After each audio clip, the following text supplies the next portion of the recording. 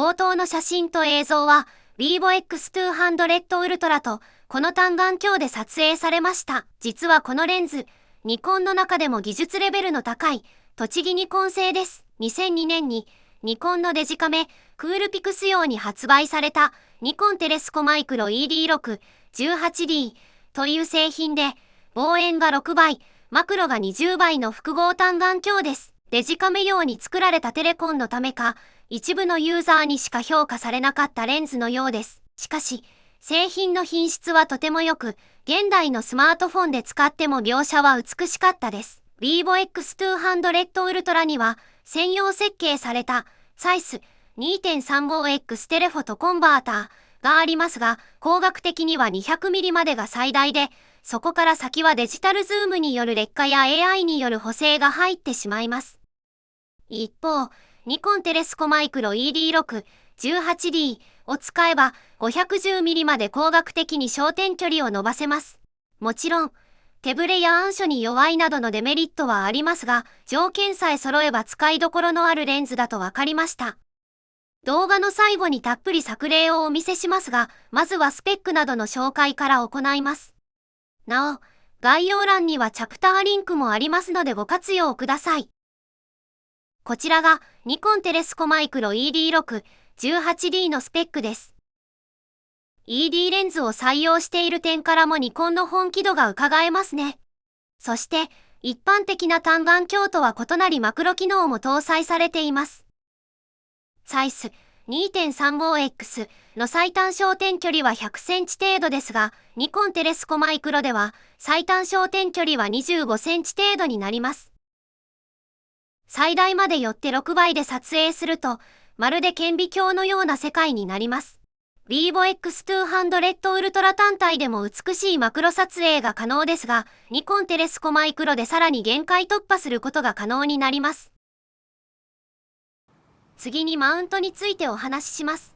単眼鏡をどのようにスマートフォンへ接続するかという点です。まず、ネジによるマウント方法から紹介します。レンズの先端には 28mm、ピッチ 0.75 のネジがあり、これを利用し最終的に 17mm のネジ付きケースに取り付けることができました。購入したアイテムを含め過程を紹介します。購入した商品は概要欄にリンクを貼っておきますので必要であればチェックしてください。まず、このリングを利用し 28mm から 37mm へ変換します。次に、こちらで 37mm から 17mm に変換しました。そして、最終的にこのケースに取り付けることができました。購入したケースはとても良いもので、67mm のフィルターも装着可能でした。しかし、一点問題がありますので共有しておきたいです。それは超広角 14mm の時に蹴られが発生してしまうという問題です。これはこのケースの設計ミスですね。このニーワーのケースなら問題は起きないような気がします。デザインも良いですし、こちらを買えばよかったと少し後悔しました。もし購入を検討される方はニーワーもご検討ください。次にマウントを自作する方法です。私は Vivo のサイス 2.35X と併用したかったので 3D プリントでアダプターを作成しました。CAD データのリンクは概要欄に貼っておきましたのでダウンロードしてご活用ください。なお、3D プリンターの精度はまちまちですので、クリアランスに若干余裕を持たせています。実際にマウントするためにはヤスリで削るなどの後加工が必要です。調整すると最終的にマウントできるようになるので地道に調整してください。次に、実際の使用感をお伝えします。このような感じで、基本的に 85mm 側の望遠で使用します。マニュアルフォーカスが基本になり、手ブレもひどく手持ち撮影が困難な状態になります。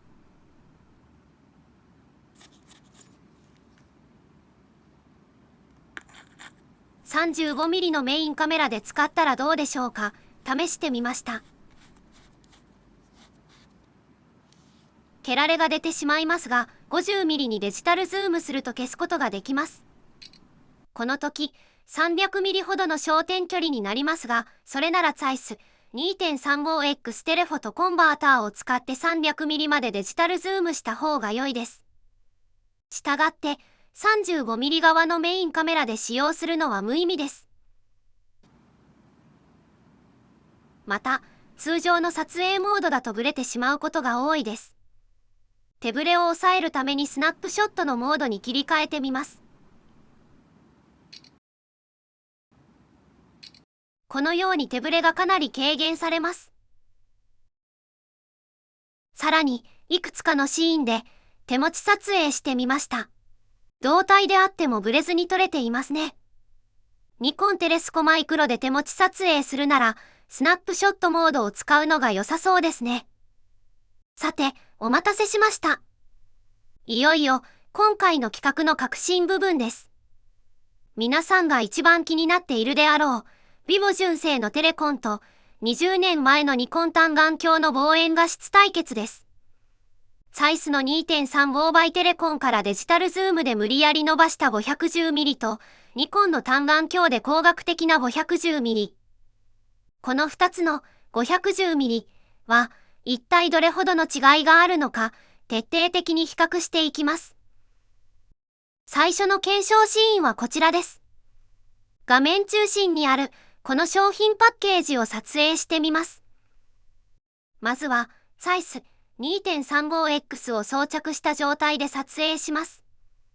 今回は AI の余計な補正が入らないよう、ローウで撮影します。このため、Zeiss専用の望遠エクステンダーモードではなく、通常の撮影モードで撮ることになります。画面が上下反転しますが、そこはご容赦ください。今回の企画では、どちらも 510mm で比較するのがルールです。デジタルズームをかけて、表示上の焦点距離を 217mm に合わせます。これで、217mm×2.35 倍で約 510mm 相当になるというわけです。なお、設定はすべてデフォルト状態です。このような画像が撮れました。次にニコン 6X で撮影します。85mm の6倍で 510mm の焦点距離になります。これはデジタルズームではなく、純粋な光学ズームです。このような画像が撮れました。では、両者を並べて比較してみましょう。いかがでしょうか？一見すると、どちらも綺麗に見えます。ですが、少し拡大してみると、その差は一目瞭然です。Zeiss側はデジタルズームによる劣化で、全体的にぼやけているのがわかります。次の検証は、より解像度の差がわかりやすい被写体で試してみます。この箱の印刷物です。至近距離で見ると、インクのドットがはっきり見えますね。この細かなドットが、両者の 510mm でどのように再現されるのか、レンズの進化が問われる場面です。Zeiss2.35x から撮影します。同様に 217mm にセットし約 510mm にします。設定も前回と同じで、すべてデフォルト状態です。このような画像が撮れました。次にニコン 6X で撮影します。前回と同様、85mm×6 倍で 510mm の焦点距離です。このような画像が撮れました。比較してみましょう。いかがでしょうか？正直言って、パッと見た目は変わりませんね。Zeissのデジタルズームでもとても綺麗です。では、拡大してみてみましょう。Zeiss側は文字が少し滲んでいて、印刷のドットも潰れていますね。一方、ニコン側は文字は鮮明で印刷の細かなドットまで改造しています。やはり、デジタルで無理やり伸ばした画質と光学的に拡大した画質ではこれほどの差が出るんですね。分かっていたことではありますが、実際にこうして比較してみると、その差は一目瞭然です。これがデジタルズームの壁というわけです。次に、コンピュテーショナルフォトグラフィについてです。Zeiss2.35x 使用時にサイス専用の望遠エクステンダーモードがどのように画像を生成するか見てみます。デジタルズーム 400mm から順に撮っていきます。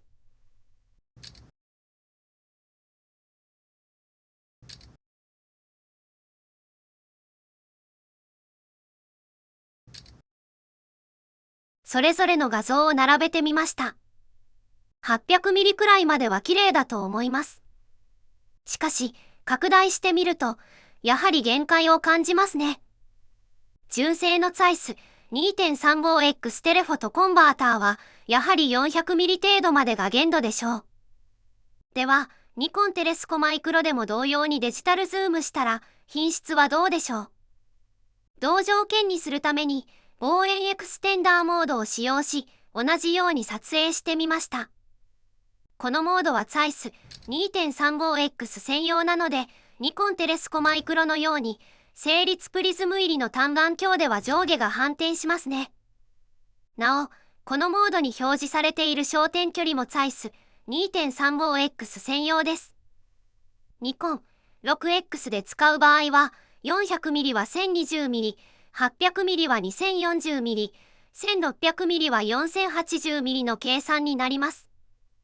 それぞれの画像を並べてみました。